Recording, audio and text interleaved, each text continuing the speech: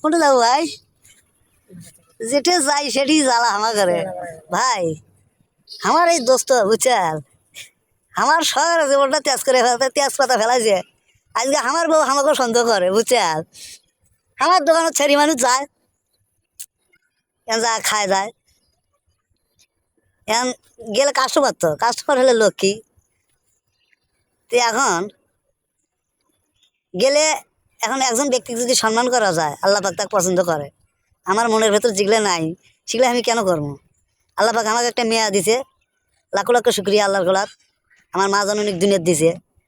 তো ঘটনা হলে কি, আমার বউ আজ আমাকে সন্দেহ করে ফেলাইছে। হ্যাঁ, তোমার ওই মেয়ের সাথে কি? তো অথচ এই মেয়ে সাথে আমার কোনো কথাই নাই, কোনো সম্পর্কও না। একজন পরিচিত লোকের সাথে কথা বলে কি একজন পুরুষ মানুষ খারাপ হয়? ভাই, যাই বিয়ে করছো তাড়াতাড়ি এন্দুর মারা বিষ খায় মরে যাও। আর যাই করেন নাই তাই কচুর গাছের সাথে ফার্স্ট টাইমে মরো।